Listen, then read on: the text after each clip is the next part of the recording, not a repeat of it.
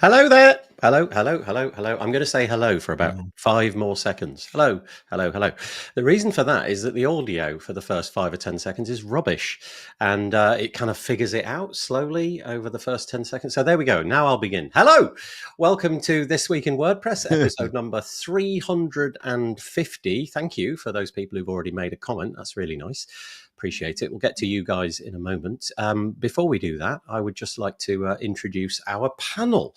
We're obviously here to natter about WordPress, and what better than to have a bunch of enthusiastic WordPressers joining us. And let's go first. Let's go this way. Firstly, we'll go. Yeah, he's hiding. It's Taco Verdonshot. How are you doing, Taco? I'm all good. Yes, He's all good. Every bit of you is good. I'm pleased every to hear single it. bit. Yeah, I was very lucky to spend a bit of time with Taco over the last few days. We hung out, went for a late night walk around London because it was there was a couple of events happening in London which we were both attending. There was LoopConf, and then there was also the WPLDN meetup.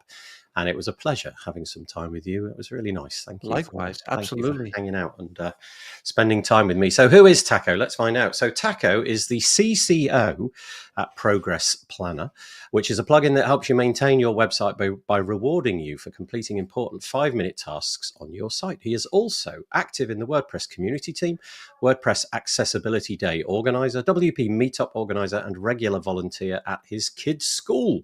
He and his family live in unpronounceable. Let me try. No, you told me the other day. I did. That's why I put it in. Vichen. No, Close. Vegan. Vegan. Yeah, vegan. Yeah. Vegan. Of course, it's vegan. Oh, I knew that. In the Netherlands, and his wife says he's. His wife says he's happily married. Oh, lovely. Thank you for joining us. Really appreciate it. Okay, let's go around the houses. So that was first. Let's go in a sort of clockwise direction. That means we're over with Rob. How you doing, Rob Cairns? Doing good. How are you? Yeah, good. Rob joins us from Canada. He's been on the show many times before. And he is the founder and CEO at Stunning Digital Marketing, which is an agency that specializes in WordPress security.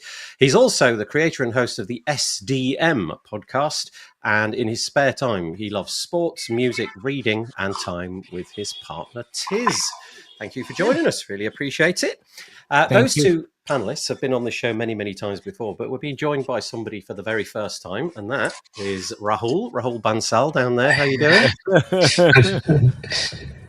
Rahul is, let me get the bio. There it is. Rahul is the founder and CEO at RT Camp, which is an enterprise-grade WordPress agency, consulting agency that recently launched a video-first digital asset management, or DAM, solution.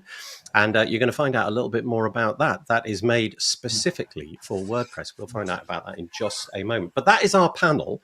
Now, it would be lovely if we just spoke to the panel. I'd enjoy that tremendously. It would be the highlight of my Monday. But what would be better than that would be if you guys felt that you had it in you to comment. Anybody watching this, if you want to comment, that would really help bring the show along.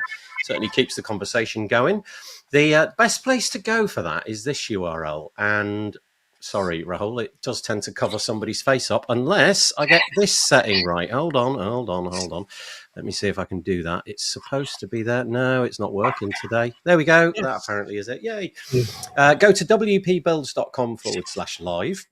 Bring your friends and your colleagues there. And there's a YouTube set of comments over on the right of the video. If you're on a desktop, it'll be on the right. If you're on mobile, that right. The other right, that one.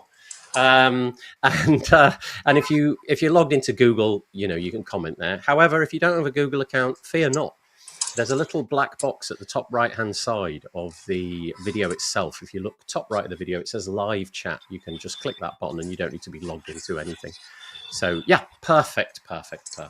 It looks like there's a few people who've already joined us and given us a comment. That's really nice. The first one is Lawrence joining us from, typically Australia. Hello, he says, or hello, he says. Tammy, who was there in London, joining us and saying good afternoon. Oh, it's the evening. It's probably late. It's probably like brutal o'clock where he lives, like, I don't know, 11 at night or something. You're going above and beyond, Lawrence. Courtney, who was with us in London, also is joining us, and she says, clearly it's still the morning. Okay. Marcus Burnett, we're talking about you in a minute, Marcus. Stay tuned.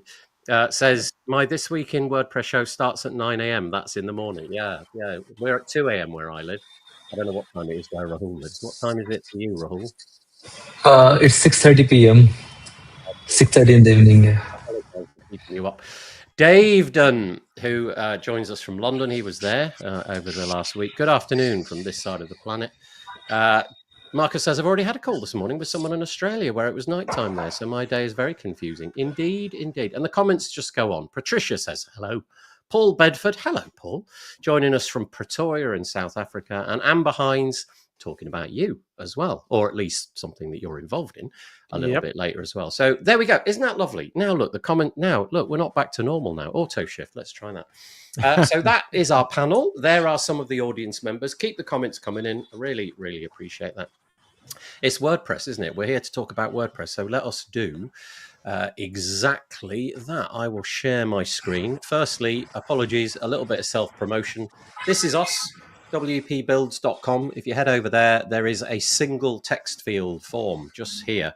And if you put your email address into that, we'll send you a couple of emails. The purpose of this show really is to liven up your WordPress week, but also to repackage it and send it out on a Tuesday morning. So I will strip out the audio and the video and send it out as a video, but also send it out as a podcast episode. And if you subscribe, you'll be notified when that happens. But also, every week we release a podcast, a audio podcast where I interview somebody. And I don't know if you met this chap over the last week, Taco. This is a lovely guy called Sebastian Webb. And he was in London. And we talked last week about his brand new plugin called Amender. Very cool, by the way. His brand new plugin called Amender, which I just said, allows you to edit your content despite whatever tool you use to create it. So if you made it with Elementor or Beaver Builder or Gutenberg, he kind of steps in at the last moment and allows you to edit it with his tool. Click save, and kind of a really neat tool. I don't know, let's say that you've got somebody that's inexperienced with those page builders or something like that. You can play with that. Rob, I don't know if it's you. I think it might be, but there's quite a lot of keyboard clickety-clackety. If it is you, would you mind muting your mic if you're doing the keyboard clickety-clackety? Carry on. I was muted. Yeah, don't let me stop you doing the keyboard. That'd be lovely. But if it's possible to mute when you're not speaking, maybe that's Rahul. I'm sorry. It could be anybody, but yeah, thank you. Okay, there's our self-promotional bit. However, I always give an opportunity to our guests to have a little bit of a promotion. That's a nice quid pro quo, a nice backslapping opportunity for those people who come on the show.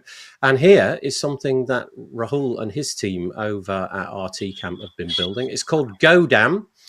We mentioned it a moment ago. It's on version 1.4. Rahul, briefly, tell us what this is and what version 1.4 brings to the table. So, GoDam is like the name.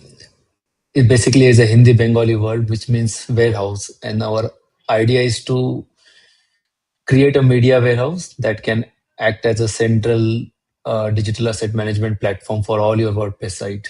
It has a provision to extend beyond WordPress, but we are focusing on WordPress as a CMS because we are from the WordPress ecosystem. And since video is a popular format, most of the initial features are focused on videos, even though a digital asset can be anything, like it can be PDF, it can be an image, which are also on the roadmap. Our approach is to go with the integration into WordPress. For example, we are integrating with the forms, LMS, e-commerce platforms, and basically the idea is anything that can benefit from any form of videos. And when we say videos, it's not just how do I put, like a video as we see in YouTube, for example. Most of the forms integration that you see, like 2 of them are released in 1.4. Total, we have 9 form integrations: Shore form, W form, Gravity form, Jetpack form. All forms are supported. Usually we integrate with forms in 2 ways. One is that on the form page, like when you create a form, you have ability to allow people to add a video field through which they can do a screen recording, something like you might be helpful in job interview, or any kind of video file, like for any purpose, like a video, audio, camera, mic, whatever you want. it records, put it in the central warehouse, and shows seamlessly into your form entry dashboard. Nice. Likewise for LMS, we are doing how to put so we started with Lifter LMS, but we plan to eventually extend to other LMS also. The idea is that if you have a course where you expect people to watch a video lesson, so your course progress can be linked to the video player. So unless people finish watching video, the course won't be marked as complete. Sorry, the chapter won't be marked as complete, and they won't be able to go to the next chapter. So that is so yeah. Yeah. So this is our main motivation, because there are like things like YouTube, Vimeo, so many players exist, but we wanted to build something that's made for the WordPress ecosystem, which understand like the nitty-gritties of how Gravity Form work versus how Lifter LMS works, which are like, so these are the things that WordPress people knows better. They're not just like dumb form or dumb container system. There is like a reason so many people are building with WordPress, and we thought like anytime they are hitting the limit with amazing video features, like we can allow them to do more than rather than just embedding YouTube videos. Yeah, video, I suppose, is a really great place to start, isn't it? You mentioned that you were going to pick other formats, maybe audio and stuff. That would obviously, somebody like me, that'd be great because I mainly produce audio. But the idea being that you consume, if you don't want to house your stuff all on YouTube for obvious reasons, if you're like an LMS or something and you want your course to be hidden away, you can do it, and the assets will be in this digital asset management system. In this case, built around the WordPress interface, and then you can stream it natively if you like. That's absolutely fascinating. And now you've on version 1.4 you've added the support for Ninja Forms, Metform, and Lifter LMS. I'm guessing Ninja Forms and Metform, that's a way of consuming data, so you can drop your video file, say, in, and the description that goes with it and so on. So it's like somebody's say a WordPress site is using Ninja Form. With GoDam they can add a field like email name, text area. They can add a recorder field through which people can record their screen. So it can record screen also and camera also. So if you're reporting a bug, so you can turn on screencast. I see. Record the flow, and it also records the audio. So it's like we are video first, but on the way we are taking care of other formats as we encounter. Though we are not podcast ready yet, but that's one of the goals, to not only give the podcast but also monetization option. Can I make a feature request? I had this idea years ago, right? And I never saw it through, but I thought it would be a great idea. What if the WordPress commenting system, my camera is going to do this today. For reasons I don't know, it just switches off every few minutes. When it goes black, I'll just click the button and it'll come back. Can I suggest that something like GoDam allows me to do video comments on a blog post? So instead of writing text and clicking enter and it goes into the moderation queue, what if I could do a video reply to the comment, and then other people could reply with a video, just like me, just saying, that was a really nice piece. I really enjoyed that. I love the part where you talked about this, that, and the other thing.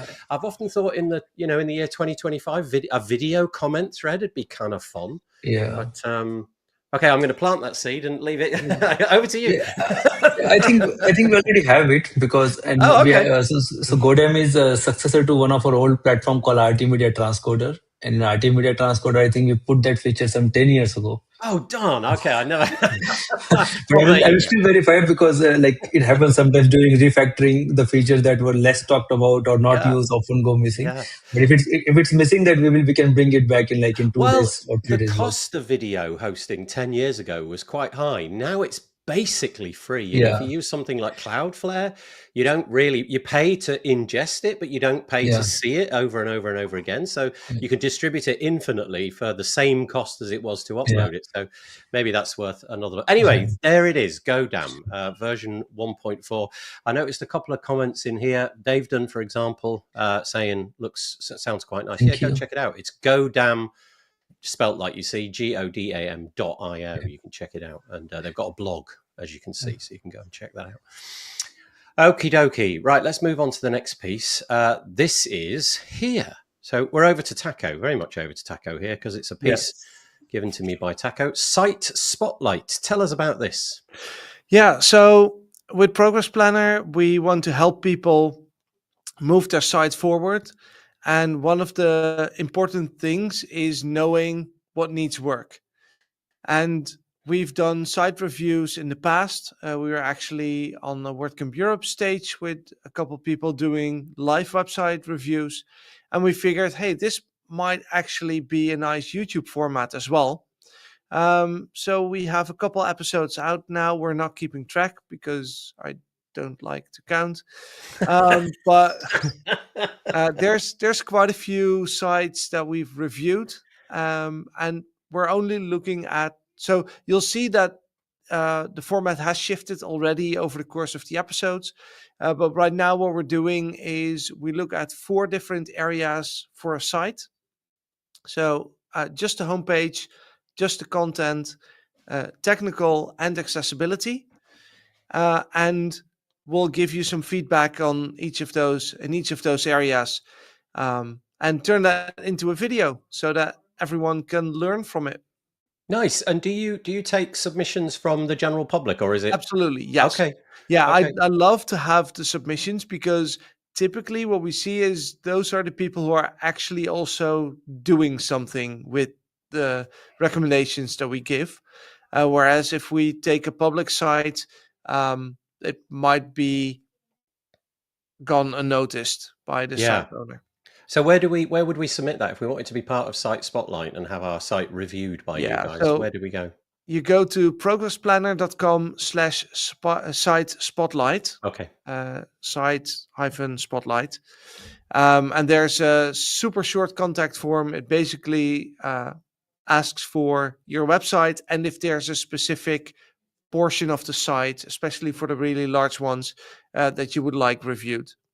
If only there was a solution out there which would enable you to capture a video, for example, where somebody could show what it was about their site that they wanted you to look at. That would be great. If oh wait, it's called Godam. Yes, there is there is such a thing. Okay, so there we go. Site Spotlight. What I'm linking to here, what you can see obviously is YouTube, and you can see the backlog of the Site Spotlight endeavors, but also. You can find out more generally about Progress Planner as well. The URL is unreadable. It's just loads of junk after the initial bit, but I'll link in the show notes to that so that you or just go to progressplanner.com/site-spotlight and you'll find the link as well. Good. Okay, thank you so much. Right, okay, let's move on. Actually, before we move on, let's just address some of these comments because we've got a few going in. It seems to be a while. So, for example, Hile is joining us, says hello from India. Let's make the screen go away. Hello, nice to have you with us. I'm probably going to miss a load out. Reese said hi as well. Okay, Reese says hi. Yeah, we've got somebody called On Your Mark Design. Good morning from Jersey. That's really nice. And then somebody mentioned about, where was it? Video commenting. I was talking about that. Video comments says On Your Mark Designs. I wonder if this is somebody called Mark. Let us know in the comments. Video comments would need to be transcribed to help with moderation, I guess, unless they're doing something visually. Definitely more involved than moderating text, but at least by offloading, you don't need to consider how much space bandwidth the vids are eating up. And then Amber joins in. Yes, but moderating text is faster than moderating a video unless you have automated transcription. I feel like we've just started a whole product conversation here. If we could just take this over to get in touch with Rahul. We have AI transcription, by the way. Okay. Nice. Nice. Amber, who is one of the founders, I'm not sure if that's true. Amber, apologies if I've misspoken, of WP Accessibility Day, but certainly one of the founders of Equalize Digital. The other concern is accessibility. Could you force people to only include videos if they provide correct caption files? So I guess we're talking about the thing that I mentioned, the idea of having comments. Yes, good point. A transcription embedded underneath in sort of like a details block or something like an accordion or something might be quite nice. And then it just goes off in sort of AI verse where they talk about how Gemini may be able to do it. I'm going to let you guys thrash it out in the comments. There's a very important comment because On Your Mark Designs is not Mark, but Lisa. Oh, sorry, Lisa. Apologies. I just, incorrectly assumed that the that there was something in the title there. Thank you for all of those comments, though. Really appreciate it. That's great. Okay, let us move on. Let me change here. So this is a post that comes from the quite stunningly amazing Anne McCarthy. She has a blog called nomad.blog and writes a load of stuff about WordPress. If you haven't heard about Anne, then it's definitely time that you did. And this is V2 of a post that she published all about WordPress 6.9. And if you haven't been keeping track of what's coming up, this is just a bit of a refresher about some of the things that are heading your way in WordPress 6.9. Some of these I'd actually not seen. So there's video which accompanies it. So if you're listening to this, pause it, go to wpbuilds.com, search for episode 350, and the links for everything are in there, including this one.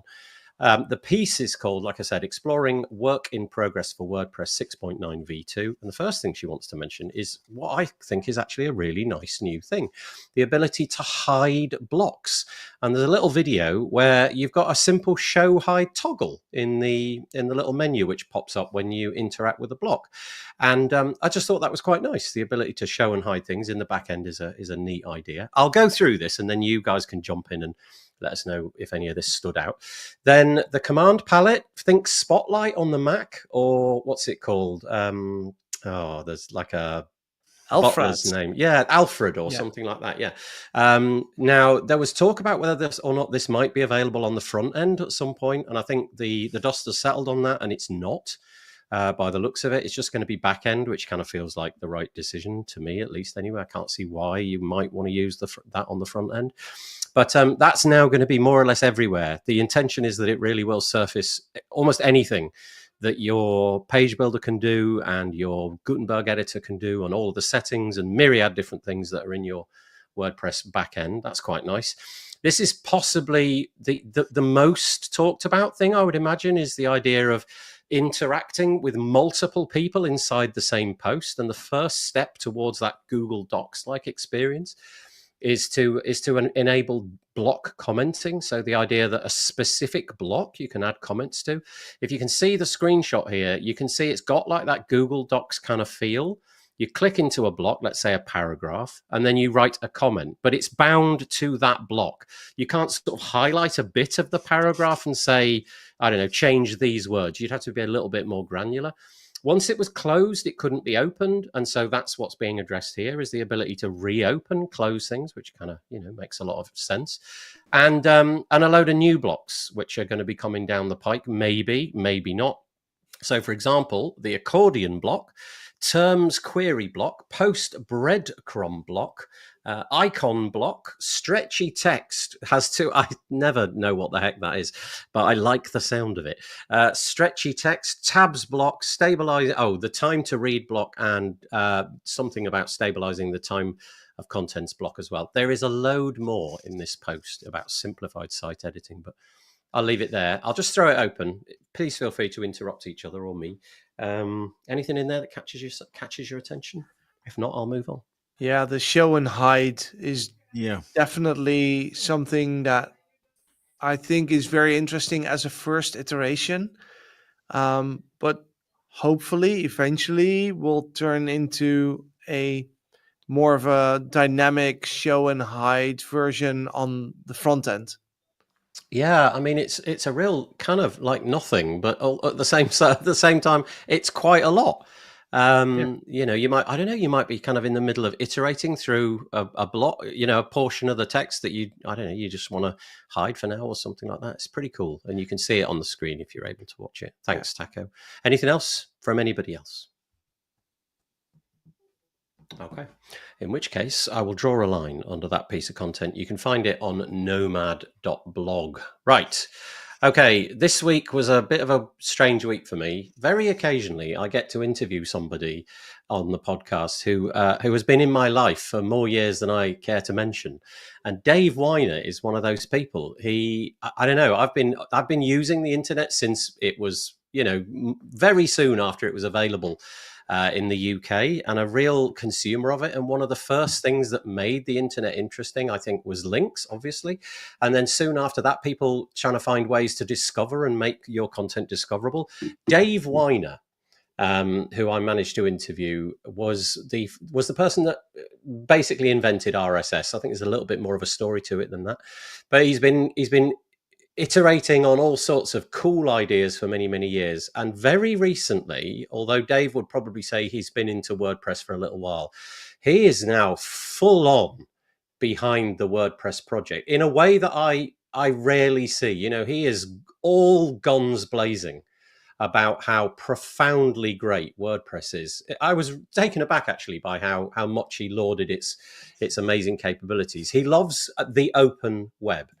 And he's got this idea called text casting, and also a project called Wordland and Feedland. And he basically wants to turn the social web, so think Facebook, Twitter, and so on.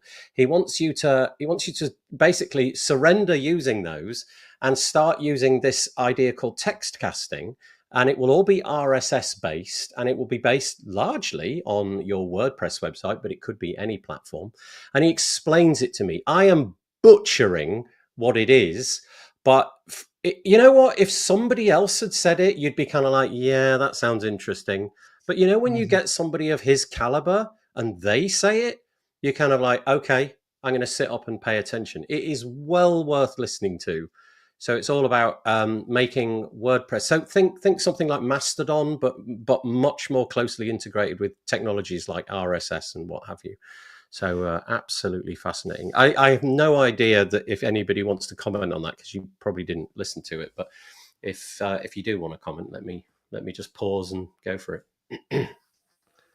I'm just curious to see if he still has it to launch something that is going to be so widely adopted that no one remembers life without it.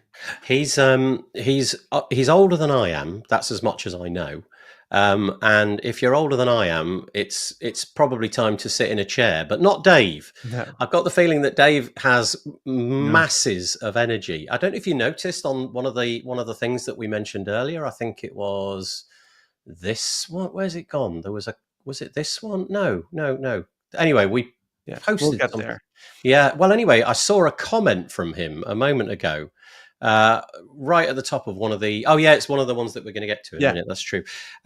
He's full guns blazing, and if you like the idea of an open social web and you don't want to have your stuff corralled behind Facebook or the Twitter platform, and you don't want a limit on text, and you want to be able to add images and you want to add hyperlinks and all that kind of stuff, stay tuned. Go and Google Dave Weiner. Absolutely fascinating. Anybody else? Mark says RSS is awesome. It is, and we have Dave Weiner to be thankful for. Makes podcasting easier, Nathan. It makes podcasting possible, doesn't it? If you think about it, there is no such thing as a podcast without the RSS technology, and so he is. That I think is largely why I'm so a bit kind of like. Well, I don't know. I'm a bit of a fanboy, put it that way. I was actually really tongue-tied when I started interviewing him, which doesn't often happen. I kind of have to explain. I'm sorry, Dave. I'm a bit of a fan. if my words don't come out straight, I think we're all fans. Yeah. Okay. There's a few comments come in all about the different bits and pieces that Anne shared. I'll just leave you to thrash those comments around between each other. I won't raise those on the screen, but yeah. Okie doke. Let us move on. We're back to Taco. Although, to be fair to Taco, he didn't ask me to put this in. I put this in the show notes of my own accord. I thought it was a really interesting observation, though. It's entitled WordPress's flagship WordPress's flagship WordCamp strategy is a mess. You're not holding back, Taco. And 2026 will be hell, he says. Go on, lay it out for us, because there's not many of us that go to all the events, but for those of us that do try to get to all the events, this is very important. Tell us what's the problem. Yeah, so first of all, I think it's a good thing that we're not all trying to go to all of these events, because we don't want the flagship WordCamps to be sort of the same 1,000 people just meeting 3 times a year in different places in the world, because from a sustainability perspective, that's not what we should be aiming for. However, there are quite a few companies, for example, and let's take a smaller plugin shop like WS Form. If Mark doesn't go, none of his other employees, he's alone. So he'll have to go to all three if he wants to represent his company. But even a company like Yoast, that I happen to know a bit about, only has so many people they can send to events. So you will see the same people traveling over and over again. But also from an organizing perspective, those resources, even within larger companies, are fairly limited. So there is a significant portion of WordCamp attendees that goes to a lot of WordCamps. Yeah. Now, the three flagships, before we only had one, only WordCamp Europe. Then that was in 2013. Then in 2015, we got WordCamp US as the second flagship. And well, we were supposed to have the first WordCamp Asia in 2020, but then we had COVID, so that was postponed a couple of years. But now we have three flagship WordCamps. And historically, those have been separated over the year pretty well. However, next year, the three of them, WordCamp Asia, WordCamp Europe, and WordCamp US, are happening within 4.5 months from each other. So WordCamp Asia is happening in April, and WordCamp US is happening in August. And that's creating a very condensed schedule for those flagships.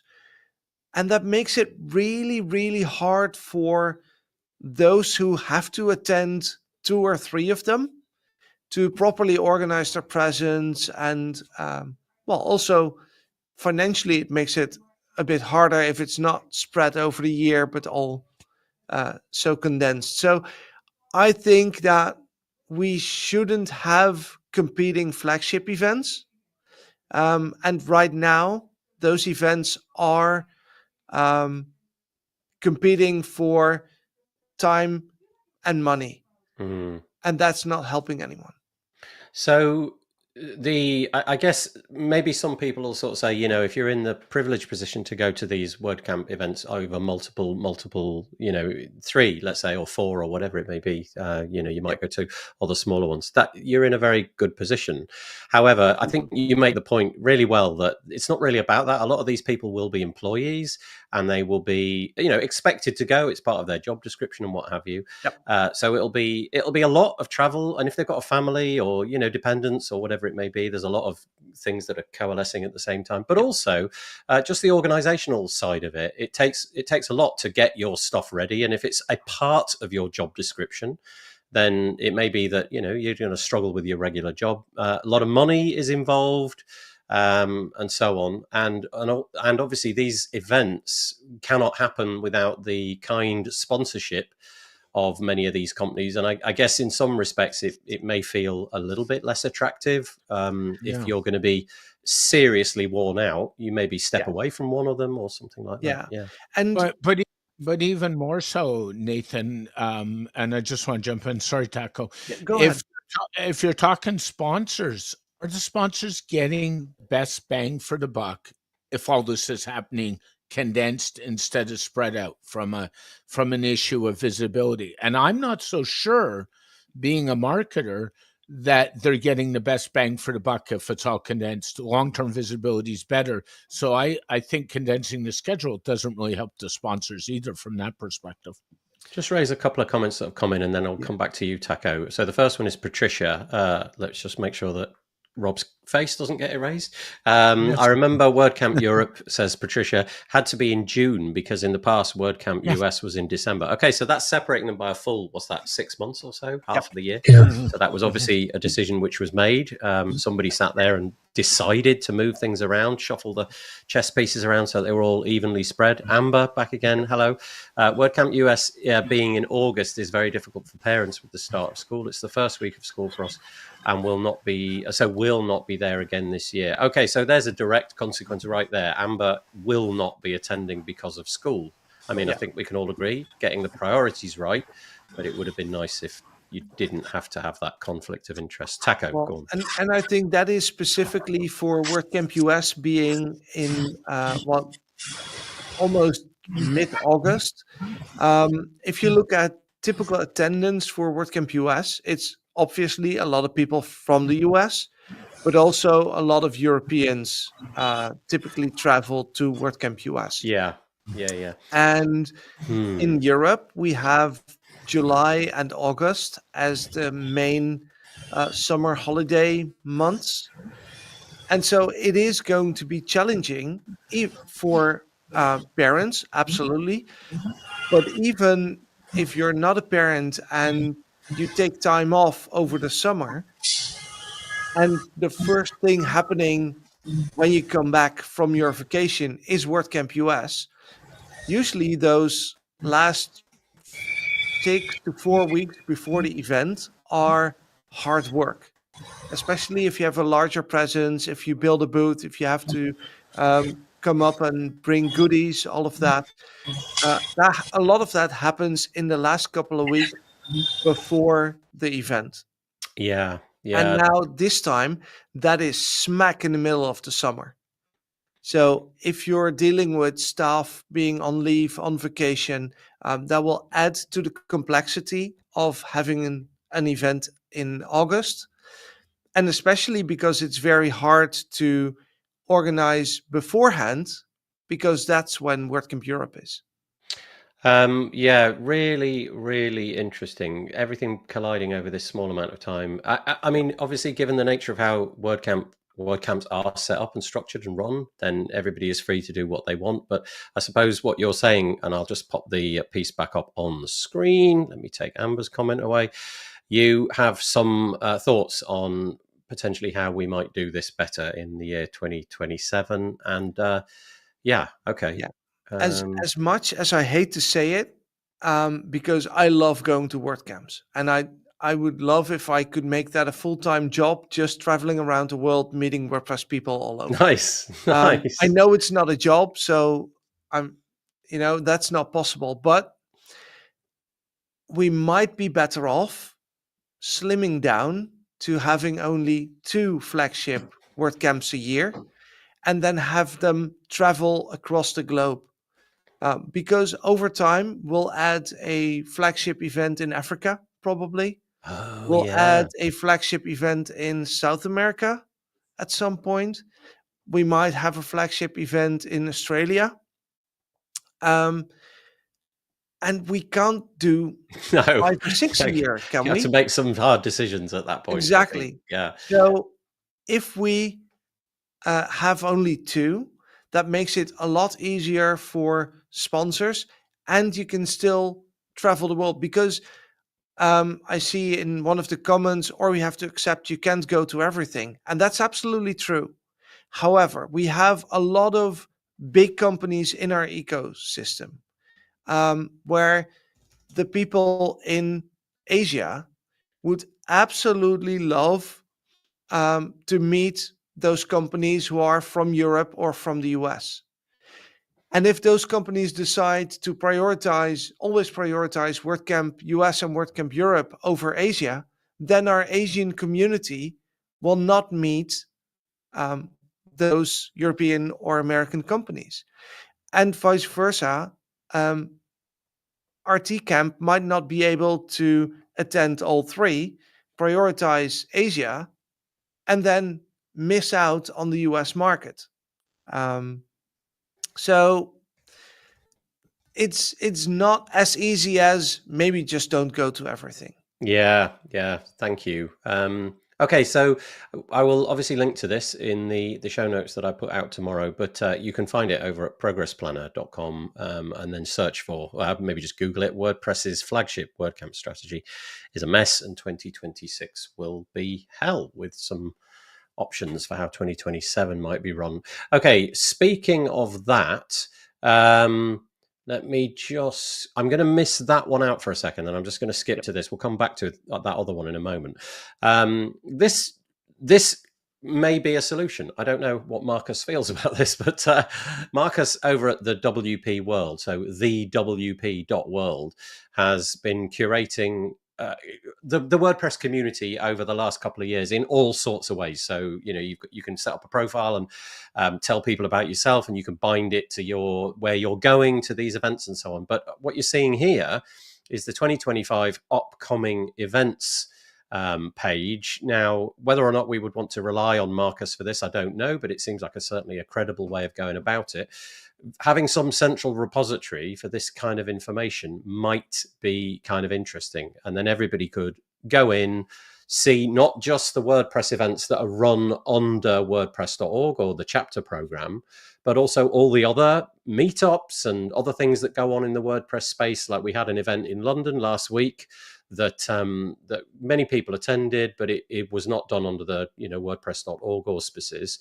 So if you didn't know that was going on, you may have missed that. So having one place, so maybe the WP World would be a good spot for that, or something similar. So Marcus, if you're still in the comments, I'd be interested to know what your thoughts are on that. Tammy's got another comment. Sorry, Rob. Or yes, you're Rob. Your head keeps disappearing. Just get the top of your head. The cause impact needs to be balanced. Different for sponsors and also attendees. That's a point, but it's also not a solid approach to say, and it's truncated to reduce them. Some can't travel. Okay. Oh, David. Oh, sorry, Dovid. Apologies. GatherPress. Does GatherPress offer a central repository, David? My understanding is GatherPress is more of a, I'm running an event, so I'll use GatherPress in order. It's a meetup.com alternative. Right. It's but does it have that version of meetup.com? Does it have a platform in the background? So like we were looking at on the screen there with, I don't think it does. I think it's just so it's not a central repository showing all the different bits and pieces. But anyway, a bit of thinking in advance and checking out what all the other people do. I know it's a lot of extra legwork, making sure that the calendar is clear, and then obviously hard decisions would need to be made anyway because there may be inevitable clashes that can't be overcome. But and that's the thing. There's more events happening than we have days in the year, so there will always be a clash. But for our 3 main events to clash, that's just bad planning. I'm so sorry, Rob. Every time I put up a comment, your entire face is erased. That's not my intention. So here's Marcus, back to us. Right, so here we go. I'd love to add meetups as well, but I need something I can automate. I add all events manually right now. Okay, so that's quite a lot of work for you to do, but having something over there would be quite amazing. So, okay. Now we're talking. Okay, David, it's a WP. I don't know what's WP. Work in progress. Oh, thank you. Okay, thank you. Yes, it is very much a work in progress. Sorry, it's because it's surrounded by W and P. I'm thinking it must be a WordPressy thing, but no, it's not. Yes, it's a plugin that you can self-host. Amber is adding a cautionary note saying it's not good on the accessibility. So there we go. There's my camera that's gone again. I shall lean over and press the button. What fun. Marcus says he's been talking. He's been talking to get the GatherPress folks, and that may be the answer long term. Okay, there we go. Isn't it fun when we get involved in these conversations? That's great. Right, okay, shall we move on? Do you think we've done that one? So that was all about Taco and his bits and pieces. I'm going to stay on the event space, and then we'll come back to your other piece there, Taco. This piece is not new, but I just thought it was worth resurfacing. So we were talking about flagship events. The next one coming up is going to be WordCamp Asia. And the dates have been announced and the venue has been announced. It's going to be the 9th to the 11th of April 2026. And obviously that then puts it right at the beginning of the 4.5-month schedule that Taco was talking about. And it's going to be in the, forgive my pronunciation here, the Geo World Convention Center, which is in Mumbai in India. And that was announced about a month ago. So it's no big news, but nevertheless, if you want to attend, that's something that you're going to have to think about. This has now got ticketing available for it. This is PressConf. I think you can now get early bird tickets, which wasn't the case just a week ago. So I don't know what the cost is, but you can now join the list and get yourself on the early bird. This is one of the colliding things, though. If memory serves, PressConf, which is independently run outside of the chapter program by, oh my goodness, I am so sorry. Who runs Raquel. it? Oh my goodness. I'm so PressConf. sorry, Raquel. I feel terrible. Raquel didn't know that there was going to be this collision and found out about it live in her seat when it was all announced. It's going to be colliding with WordCamp US. So you have to make a Press choice. Conf is colliding with WordCamp Asia. I apologise. WordCamp Yeah, Asia. Yeah, WordCamp there you are. Asia. Written on the screen right in front of me. Yeah, you're quite right. Thank you. So, and the last few that I want to mention, here's another event happening in the WordPress space. This is the much talked about WordPress Accessibility Day. This is a 24-hour live event, so you can, depending on where you are in the world, you might be able to consume bits. My understanding is all of the bits and pieces have been recorded. So rather than it being live, it's being recorded so that the presenter gets the best version. However, Except for Q&A. yeah, Q&A and the chat is all going to be live. So the person who Yep. is speaking will be available for you live. And I did a podcast episode with Dave, who's in the comments. Dave and June joined me. I'm going to be putting that out on the Tavern this Wednesday. So hopefully you can learn about all the bits and pieces in the background. But yeah, that's coming up. You can obviously register now. When I last looked, there was still some sponsor slots available, I think for Bronze and Micro, some of the smaller sponsor packages. So if you're into that, go and check it out. You can see the link up here. Become a sponsor. You can check it out. No doubt Amber will have something to say about that. Marcus says, what does he say? Apologies. Oh, I'm so sorry, Rob. This is getting ridiculous. It's okay. Press conf early bird tickets have been available. Oh, apologies. Okay, maybe it's because they're only available until tomorrow. I caught that sentence the wrong way around. So they're available until tomorrow. Okay. Yeah, which is the 30th of September for those not listening live. Yeah, so you got a rush on. If it's past the 30th Yep. of September, you've missed out on that. But if you haven't and you're listening to it by tomorrow, you might still get in under the wire. That's nice. Okay, thank you. Yay, says Amber. Show of hands. Woohoo! That's great. Okay, was that the last eventy thing? Yes, I think it was. So let's quickly return to this one. You sent me this in the link and in the private chat a minute it's a ago. response to Nick's article that we'll talk about In later. which case, we will go to Nick's article in that case, and we'll come back to this one in just a second. Right. Okay. We are, in fact, in that case, going to move on. This made this made a bit of a wave this week. I don't know if you were on social media, but each week there's one post from somebody somewhere that seems to get all the hotness and all the buzz. And this week it was this one. Icon Nick, very nice, very clever. This is Nick Hamzy. I'm going to pronounce it that way. Apologies, Nick, if I butchered your name. Nick has a blog post. I love this site, by the way. I think it's really kind of retro cool. And this is now the second time I've seen this font. And I want to know what it is. I think it's very cool. I like all the bits like the little kink in the D there. Anyway, Nick has penned a post called "Why WordPress Lost the Cool Kids and How to Win Them Back."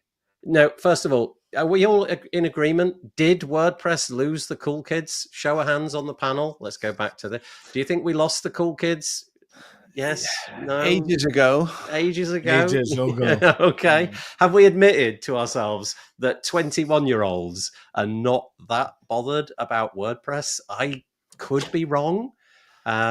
Initiatives like WP Campus Connect doing great work, making sure that that the young people of this world are getting a chance. WP Campus as well.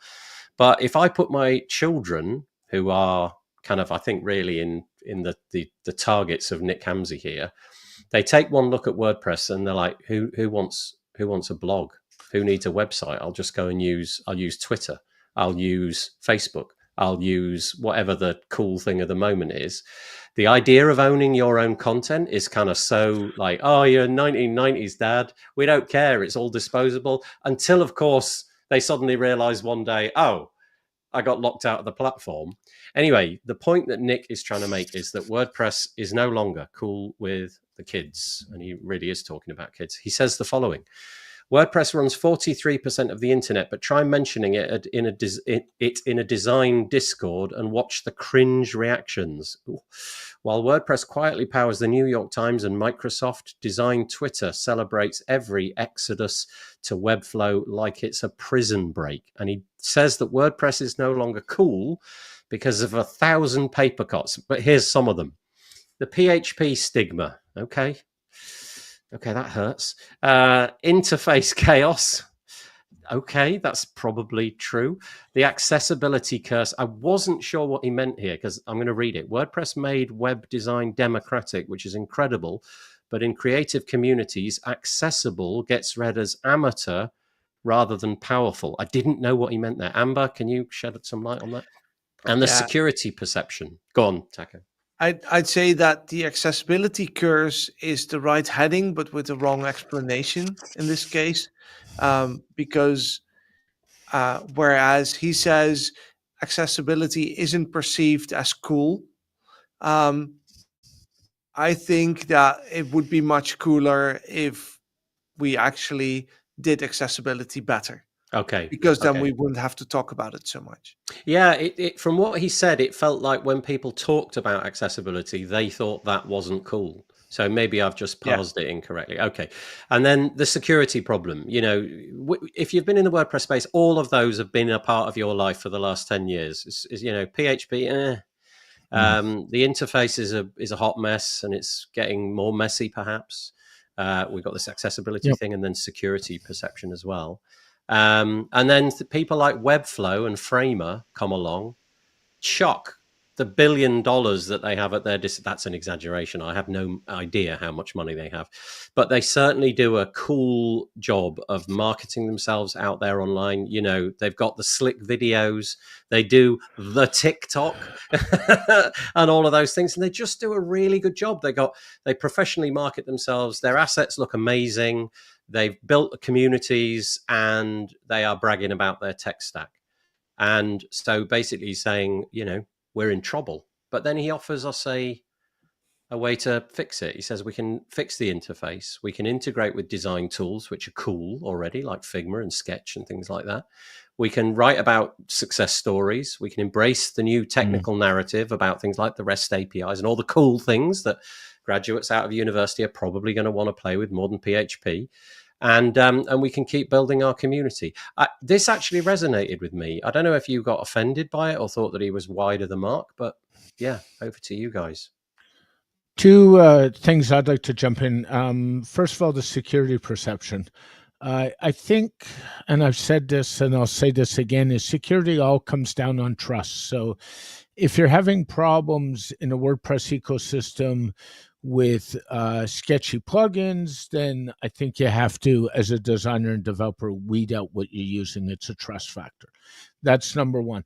Number two, the marketing of WordPress, I think, is why we've lost the cool kids. And there was a big discussion on X, and I think you saw it, Taco, where we were talking about marketing in the community. Guess what, folks? We don't need to market to the WordPress community. We need to market to the people outside the community. Marketing to ourselves is not good for the project. Bringing other people in is. And I kind of attribute this to where, before I got into tech and marketing, I was very much a programmer. And I programmed in an old school language called COBOL, which is, again, not the cool language, but powers 75% of the financial systems in the world too. So I think that's where we're at, kind of. Is it a case, though, that you can never be cool for a long period of time? So let's take the music industry, right? Yes. If you're born in the 1960s and you were into the Beatles and the Stones, like fabulous, everybody loved it all. Then you go forward 10 years, the generation growing up, they're not interested in the Beatles and the Stones, and it doesn't matter how hard the Beatles and the Stones try to make themselves cool, they're now not cool. So maybe there is something in that. There's just this cyclical nature to the way these things work. Technologies have a legacy. It's going to be difficult for WordPress to step out of that. Maybe this is, I don't know. I don't know if there's anything in what I've just said. But Tammy, it is, I take it on the chin. She says, maybe if we want to be cool, we should stop saying the TikTok. I do it deliberately, Tammy. I do it so that I am not cool. The TikTok. You notice I put my put my hands up as well. Okay. Any thoughts on that apart from Rob, who's obviously chimed in? What do you think, Taco? What do you think, Rahul? Yeah, I like the discussion on X as well. And I think that Mark Wilkinson asked a good question in the comments. He says, who is we and we need to market? And I think that is where the biggest problem is is that we need to define who we is, because right now what we see in WordPress is that the companies marketing WordPress are marketing their own solutions. Every hosting company has their own WordPress solutions, and implicitly we all market WordPress, but we're also heavily competing, and there's no I mean, as much as I love the people on the WordPress marketing team, I think it's the team that's been dissolved most often in WordPress's history. Yeah. And that is problematic. We need to have a strong foundation that has funds and has a marketing budget, and we'd probably spend the money that the WordPress Foundation gifted to the Internet Archive a lot better on doing proper marketing for WordPress. So the marketing, I remember a quote. Sorry, I'm modeling my sentences up a bit here. I remember a quote, and it was from Bill Gates. Now, you may or may not like Bill Gates, but he was actually quite good at what he did. And he was asked once, what would he do if he only had $1 left in his pocket? He said, what would you spend it on? And he said, marketing. That was, to him, you know, it doesn't matter how cool your product is, unless people know about it. Yep. You have no product, essentially. You know, if there's nobody to purchase it and buy it, and we are in such a curious position in the WordPress space at the moment, in that, you know, we've got hurdles that we have to jump over if we wish to use the word WordPress. I guess that's part of the puzzle, you know, that people trying to be very cautious about that. But also, there's no, if you're in a marketplace, let's say hosting, you work for a hosting company, it's hard for you to give over loads of your column inches to WordPress. You're just going to be talking about the features and the benefits of your hosting platform. WordPress is not really the bit that you want to talk about. You might sort of add it, you know, oh yeah, and it bolts onto WordPress. But it feels like some percentage of all of the marketing that goes on in the WordPress space, if we could crowbar a bit of WordPress into that, that would be a cheap way of doing it.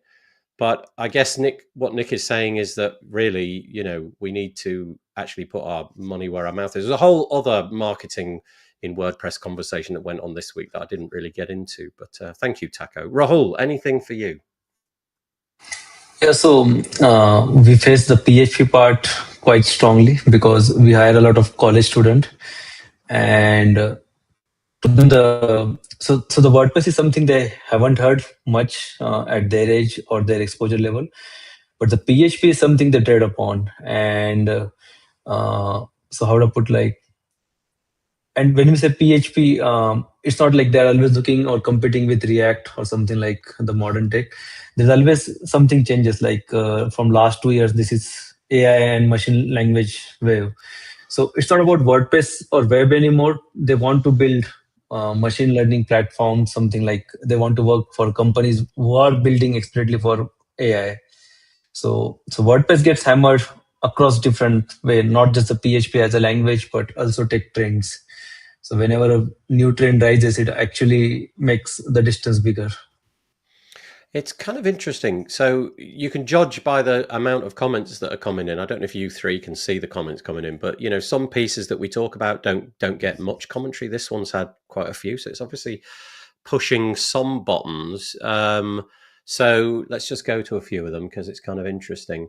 So here we go. I'll just make that. So sorry, Rob. It did lose the cool kids. But some are coming back and new ones are arriving. I hope that's true. I would love that to be the case. Obviously, Nick is somewhat skeptical that we're at that crossroads quite yet.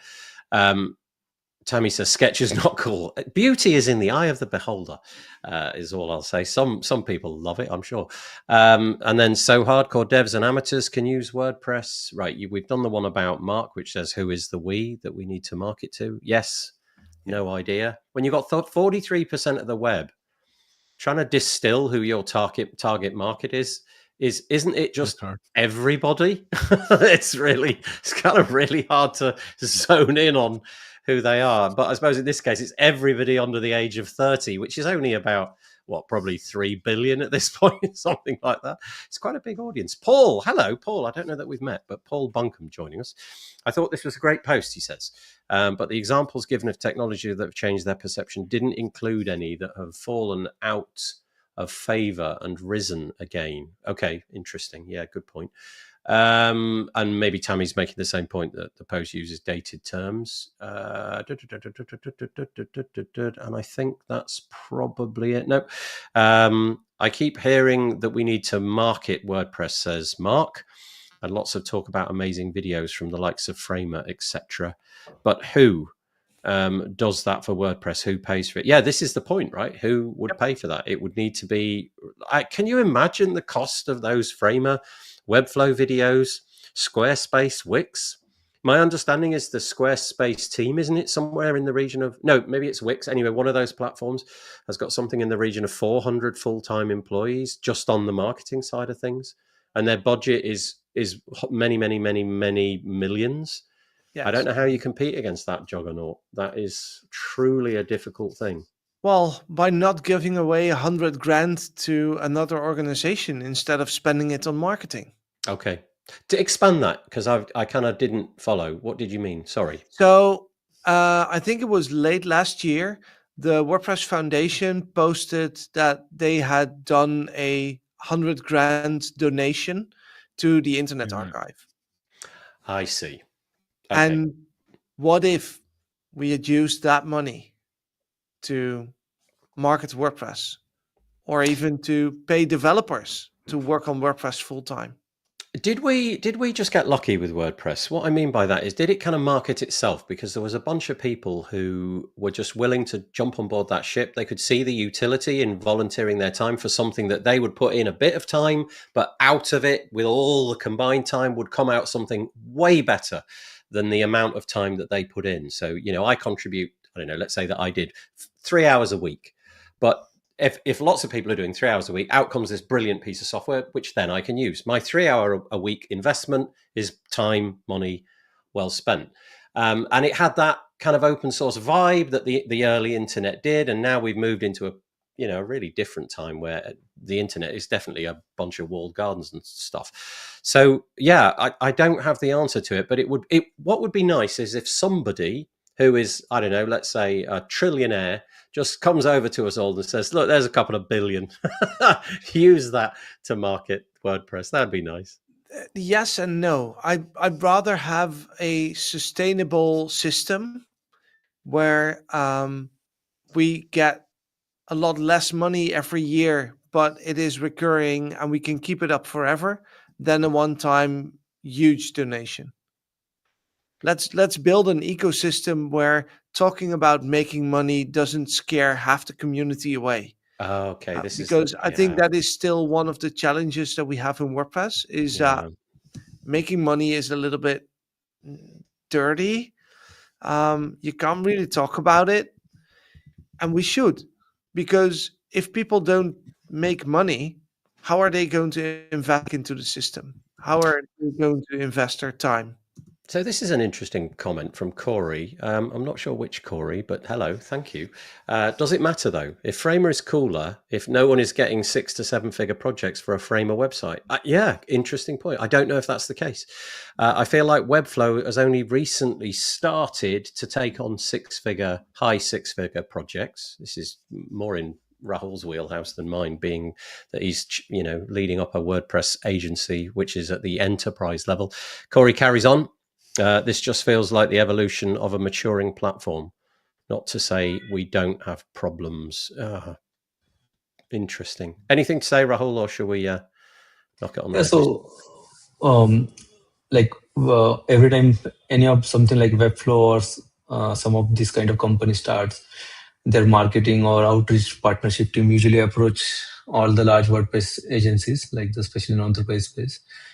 So I really never took on any Webflow lead, so I don't have the idea about their mathematics. But we are happy with our side of math.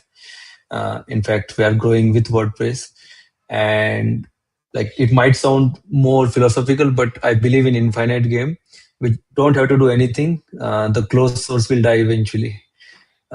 Eventually, they will they will have to pay their investor back. Then they will start squeezing their customers, Yeah. keep rising the price, and then we will get more Webflow to WordPress migration projects. So in a way, I thank them because now they're consolidating my future user base. So 5 years later, probably I will have 50 Webflow to WordPress migration project in 6 figures, or Nice, at least 7. nice. Yeah. Yeah. I think essentially Nick has just sort of encapsulated a hot button topic, and he's managed to do it, and everybody kind of stuck in. It's an age old thing.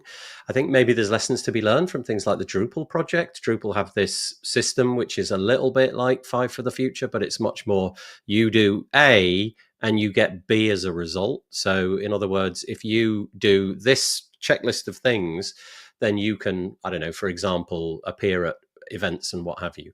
Obviously, as a sponsor, as the person putting in that money, that may not be something that you want, but at least there's a flow of money going directly in, and then the marketing team might be something that is prioritized. But the consensus that I was seeing on Twitter, for those people who decided that we needed to work more hard on marketing, it all came down to where's the money coming from. And if that money's not earmarked at some point, then marketing is going to be difficult, not impossible. WordPress itself, I think, stands on its own 2 feet. But, if you can throw a lot of money at marketing, you'll probably have a greater reach. Whether or not, that's ideal, I don't know. Taco, it looks like you were about to. Well, I was considering if I should bring it up, but I think having spent some time with Linux Foundation projects, I think they have a model that works quite well to have open source projects that actually have financial stability. Do they have like more specific rules around the way that money is gathered in and spent? And I confess I don't know anything about the Linux Foundation, really. Yeah, so the way it works for a lot of Linux Foundation projects is that you have a board of companies that will advise the technical leadership of the open source project. And in order to be on that board, you have to be a member of both the Linux Foundation and that specific project. And there's a cost involved. It's kind of interesting because in the WordPress community, I imagine there'd be a lot of pushback of that, wouldn't there? Because you'd have the people representing the companies on the one hand who would probably love that, and then you'd have a whole load of individual contributors and what have you. Would probably think, wait, hang on, how is that all going to work out, and how are my hands going to be tied, and rah rah rah. Not at all. So no, okay. This is, for example, what we're doing with FAIR. It's also a Linux Foundation project, and it's also set up in a way that the technical steering committee directs the direction of the project. But there's an advisory committee that's formed as soon as it has members, etc. And that will advise the technical steering committee on, hey, if you want to make this decision, this is the impact on the business side of the project. So it's really going hand in hand. And it's not that you're surrendering any autonomy or any authority to whatever company. In fact, this system makes sure that there will never be a single person or company in charge of your entire project. Interesting. Okay, thank you for those insights. Now, because time is moving on, I think we should probably press on. But just to let you know that Nick Hamsey on his website, he does offer what he feels are some solutions, and they are basically fix the interface, integrate with design tools. I did mention some of these, but I'm going to do it again. Create new success stories, embrace the technical narrative, and build community around creation. It was the hot topic of this week. So just head over to Twitter. And no doubt, if you use the hashtag WordPress, this will crop up for you, and you too can get stuck into it in the way that I did. Now, this then presumably was the piece that you were trying to bind to that one. Do you want to just quickly dig into this, or is that what you just said? Yeah, some of it. Okay. So Joost makes a slightly larger argument that we need both a product and a marketing team, and not just a marketing team. Okay. Like we just talked about. Yeah. Can I just say that on this, I've often seen, Joost's face highlighted, and then your face is highlighted when you do your posts, and Marika as well. I've yet to see a post by the bird. I'm waiting for the bird to write about. I'm fascinated. I'm guessing it'll be something to do with Twitter. But No, that it's joke. actually, so this is the outside of our office building. Oh, it's nice. It's lovely. It's very nice. Okay, let's move on. Okay, repository. We know Ray. Ray writes a lot about bits and pieces, and she's got her take on this as well. She goes into great depth, so you can read all about that. What am I gonna do? I'm very quickly. I'm not gonna labor on this, and I don't know the background, but we never like to talk about when people are laid off. It's never a good thing in the WordPress space. But over at Fueled, there seems to be a discussion that I don't quite know how this story arose. It seems like this story is preempting the possibility that people are going to be laid off. Certainly, some way through this post, it seems that the author who wrote this was suggesting that they had advanced information. I don't quite know how that would be. But Tenop amalgamated with Fueled, a digital agency, a couple of years ago, I'm going to say something like that. And it would appear from this piece, at least, is that maybe that hasn't worked out for the best.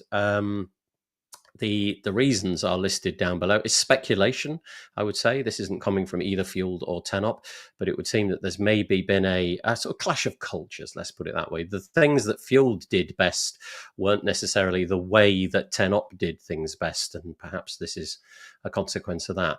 Obviously, it goes without saying that if you are affected by this, I do wish you the best, and I hope that you manage to find some work. On that bombshell, we'll go to this one. It's a pretty poor segue, but there you go. I hope that's all right. Because you over at RT Camp, Rahul, I believe it's true to say that you're constantly looking for developers. Is that true? Did I read it somewhere that there's like basically never a period where you're not looking for people? Yeah. We're always hiring. And go on. Sorry, you carry on. So the thing is that so first, like our work culture and like a lot of internal structuring is very different. So we always look out for people. We scan them. So I would say we are always hiring. We are always accepting application. The response time varies between 1 week to 1 month. That's the only slight factor that changes with the demand. But we are always hiring. Like we are always accepting application. In fact, this is our new site. On old site, we used to have waitlist feature. So no job was ever closed. People can always, how would I put like, so if they say a job is closed, they can get on the wait list. As soon as we have a demand, we will shoot them email. Oh, I see. So you're sort of like, okay, yeah, just keep me on file, basically. I'll Yeah, be kind of, okay, that's interesting. So this is careers.rtcamp.com. Yeah. And you can obviously filter by the different bits and pieces. I'm showing that there are 2 jobs available, for example, in the engineering facility at the moment, but 12 in total, 2 in design. I don't know what is this word, frap. I don't know what that is. Forgive me. But anyway, there we go. You can see the different bits and pieces there. Okay, right. Let's move on. We really are running out of time. Oh, it's this. You mentioned this here over on Twitter. Our recent Frap hiring announcement is just the opening. So what is Frap, Rahul? So it's an open source framework, something which was inspired by WordPress, but it is more useful to create business applications or any kind of data-driven application. Oh, okay. So Frappe is more like Laravel. On Frappe, they have something like ERP Next. The goal of ERP Next is to be the WordPress of ERP world. And we started with ERP Next as our own internal business operating system. That is what I mentioned, that in RTCamp layoffs are extremely rare because we are super data driven. We do the math very well. Like, so every time we make an offer, we literally keep two years payroll in mutual funds aside.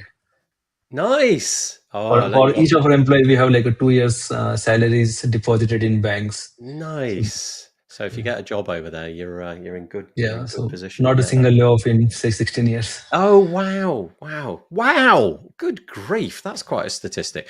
Okay, in that case, I'm going to reintroduce you to this page, careers.rtcamp.com. Go check it out. That's phenomenal.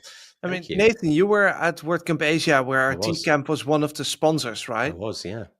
I mean, have you met anyone on their team who's not awesome? No, not yet. Same. Yeah, well, that's going to be our quest to find somebody on the RT Camp team who is not awesome. Oh, that's lovely. What a lovely, lovely story that is. And if you get a job there, you got 2 years of salary banked already.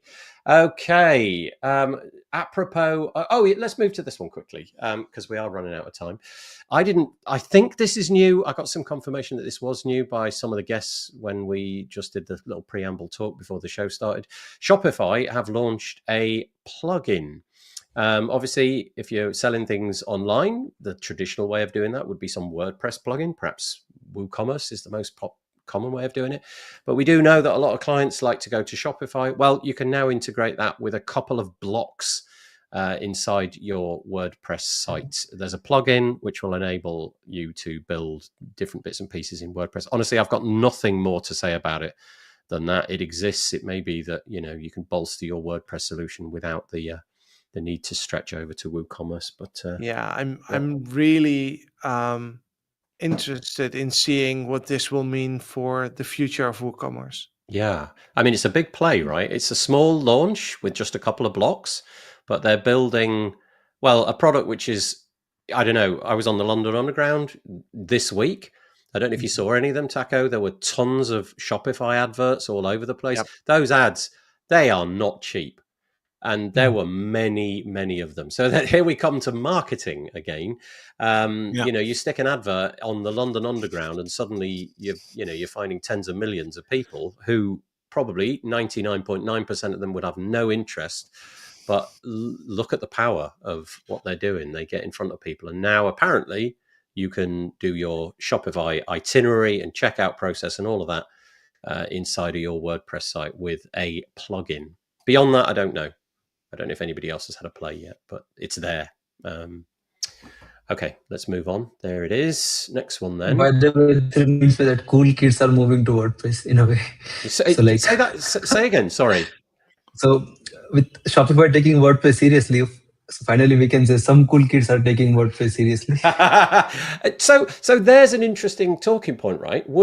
I wonder if it'll swell WordPress numbers. Because you can do things, obviously, if you want a blog or something like that, I imagine the Shopify constraints are pretty great around that kind of thing. And if you just want a website with contact forms and all that kind of stuff, WordPress is guaranteed to be better than Shopify, I would imagine, in that scenario. So I wonder if it will draw people in. I'd be also curious to see how much they promote it outside of the WordPress space. Obviously, they're doing it here, but whether or not they'll, talk about this on their tube adverts, I'm not quite so sure. Time will tell. Okay. Righty ho. Okay. How it never stops though, does it? So we got one thing on the Shopify side, and now we've got this on the WooCommerce side. Again, I think this is new.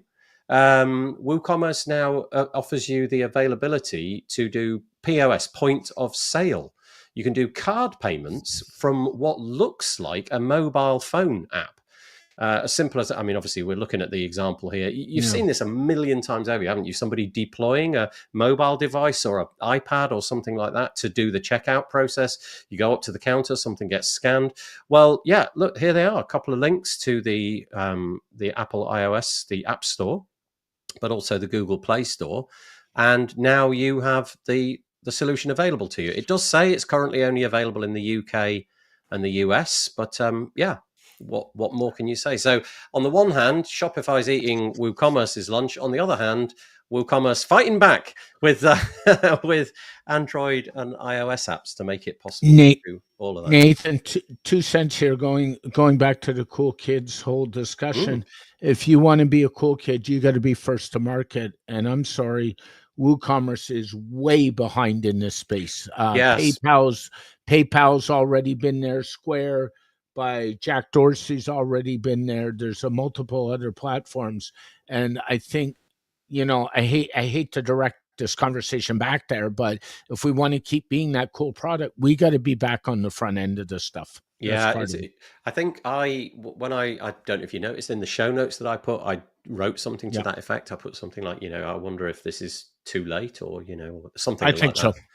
Yeah, think it's interesting. I mean, I think I've been able to do this with, something like Stripe or what have you for the longest time, but obviously it wouldn't Yep. have bound to WooCommerce. Rahul has disappeared. Let's hope his internet connection is staying around. But whilst he's not here, I think we should mention this because he probably would be embarrassed. Yeah, look, Daveton says, I see a lot of awards behind Rahul in the camera back. Yeah, they are legit awards. He is like, he's an A1 enterprise agency and he runs that. And I think, wow, he's quite the person to have on the show. It's pretty amazing. Okay, so maybe we're late to the party there. Mark Westgard was in the comments earlier. I hope that he forgives me for saying this. Mark, way above my pay grade here. I haven't the faintest idea what you're on about. I do kind of. He's written a tutorial, and it is that. So I'm just mentioning it. He's written a tutorial about how you can create an MCP server in WordPress with the Abilities API and the MCP adapter. So the idea being that you can combine AI with the Abilities API, which, I don't know, for example, the ability might be create a blog post or create a user or something like that. And that sort of stuff is really difficult to do. And Mark has explained in this tutorial how to do it. I won't go into the nuts and the bolts of how to do that. Welcome back, Rahul. I hope that I hope all is well. Sometimes these things happen. Okay, so there we go. That's that. Anything want to say? Anybody want to say anything? But I'm so conscious that we've got almost no time left. Okay, great. I'm going to quickly move on. This one, Mark did a nice TLDR in the comments, by the way. Mark Westgard. There we go. Oh, and now it's Rahul's face that's getting wiped out. It's not Rob anymore. Sorry, Rahul. TLDR, says Mark Westgard, the creator of the article we've just put up there. How to get AI tools like ChatGPT or Claude to safely interact with WordPress. Thank you. You summarized it lots better than I did, which is great because you wrote it. I read it. I read every word, but I was trying to figure out how to say it in 12 sentences and there wasn't an easy way. So thank you. Just flipping back just for a moment. Sinan WP says Shopify is an insanely expensive solution. And the more you scale, the more, it gets too unlike WooCommerce. I did not know that. So hang on a sec. I would humbly disagree with a bit of that comment. If your WooCommerce store is scaling, your hosting has to scale. So let's watch where we put our dollars. It's where you want to put your money and how you want to do it. I'm not supporting Shopify. I'm just saying the obvious. We got to. People don't think of stuff that way, and we got to start to think that way. Yeah, the graph curves upwards regardless of which platform you're using. But I suppose you have to do a comparison. Yeah, see which way the graph curves for both of those things. Okay. Yep. And thank you, Mark, for explaining that in a very, very thrifty way. Right. Okay. The next one. This is so great. Let's hope this takes off. And it's kind of blanked itself out. I don't know if we... Oh, there we go. You can see it now. So this is a demo of 2.1 version of the Blocks Accessibility Checks plugin. Maybe this is really old hat and I've never come across it, but I've never seen this before. So let me just click play. I'll just scrape back a little bit. So imagine you're in a post and you, you're dropping in paragraphs and images. It's very limited at the moment. I think it only works with headings, paragraphs, and images, something like that.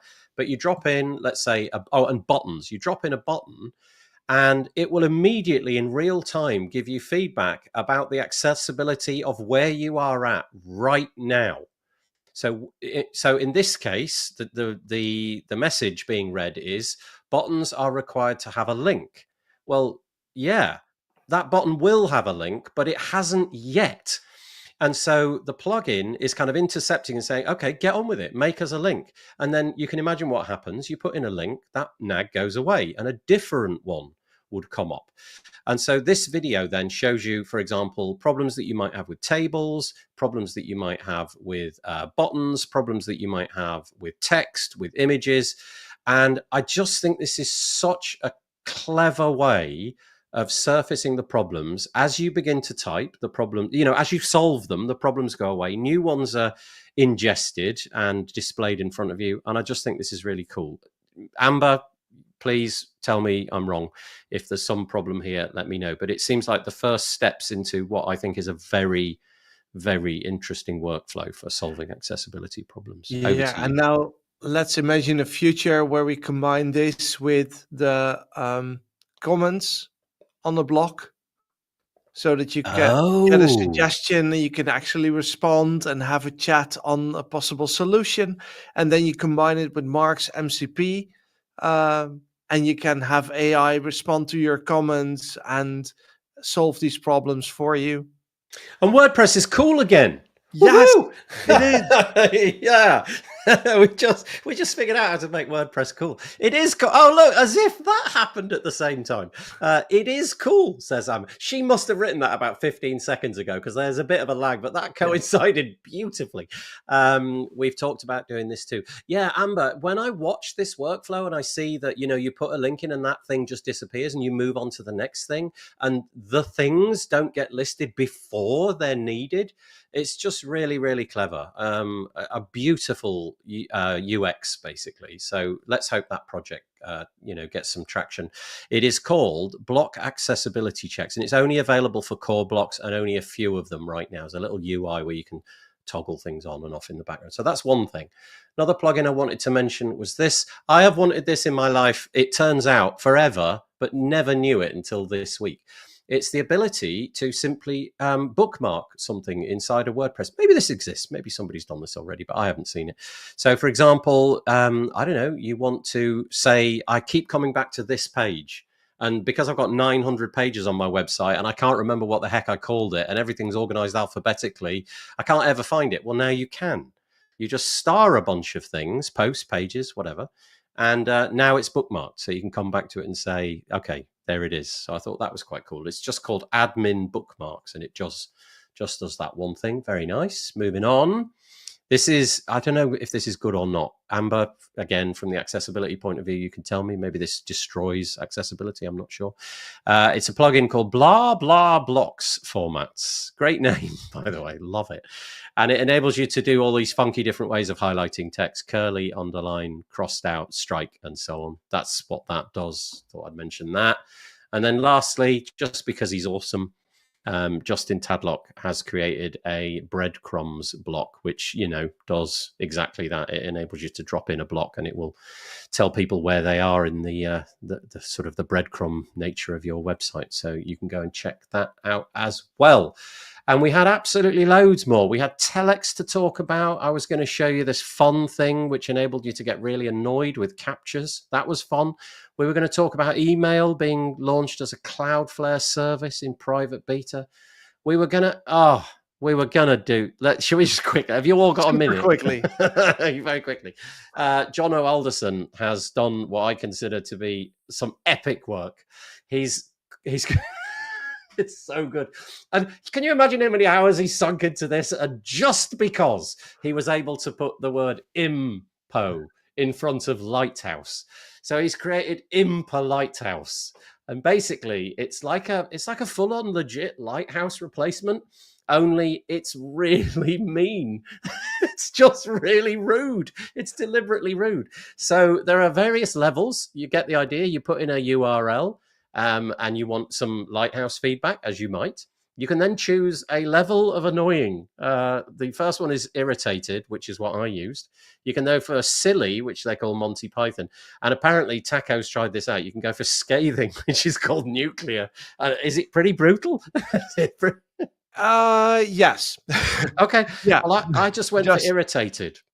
And this is the kind of feedback that you get. So it's a bit, normally you just get your metrics and it'd be making nice, polite suggestions. This just leans in on meanness, which is just so funny. This site behaves apparently like an organization that's given up on its users. Critical basic decisions, avoiding pointless redirection chains and limiting third-party JavaScript haven't been fixed, which means the team either can't or won't prioritize simple, high impact improvements. And it goes on.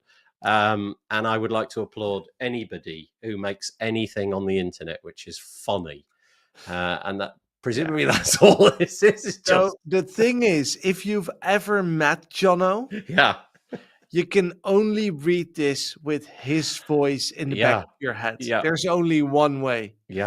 I don't think I've met Jono in that I've watched his presentations. Jono, is it Jono? Jono talks at the speed of light. Is that, are we Yes. talking? Yeah, about the same Jono. So I'm imagining that if somebody else was to build this, it'd probably take like a week. I reckon Jono probably did it in like 8 minutes or something, because if he types at the speed that he talks.